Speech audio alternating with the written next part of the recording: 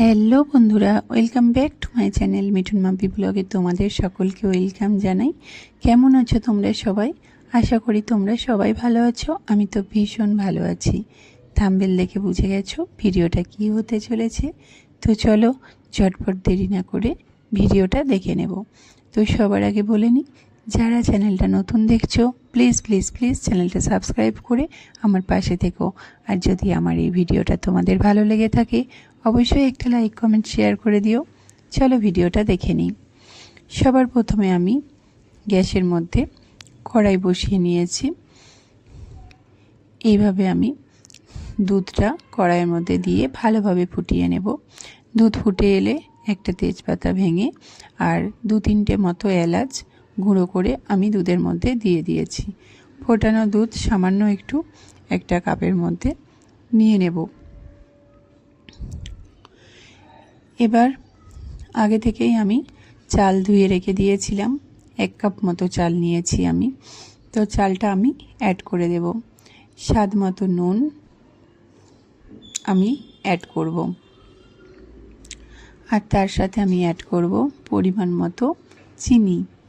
তো আমি যেহেতু মিষ্টি খেতে কম পছন্দ করি তাই চিনিটা কম অ্যাড করেছি। তোমরা তোমাদের মতো বুঝে চিনিটা অ্যাড করবে।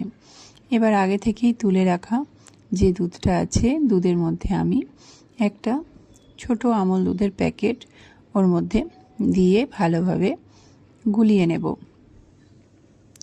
তো দেখো দুধ ভালোভাবে গুলিয়ে নিয়েছি। এবার এই দুধটা আমি পায়েসের মধ্যে অ্যাড করে দেব। আর একবার ভালোভাবে নাড়াচাড়া করে নেব। তার সাথে আমি কাজু বাদাম আর কিশমিশও অ্যাড করে নিয়েছি। তো আমার পায়েস রান্না কমপ্লিট। চলো সার্ভ করে তোমাদেরকে দেখাই। অবশ্যই গ্যাসটা কমিয়ে নাড়াচাড়া করতে হবে, তলায় যেন কোনোভাবে লেগে না যায়, একটু খেয়াল রাখতে হবে। তো দেখো কত সুন্দর দেখতে হয়েছে।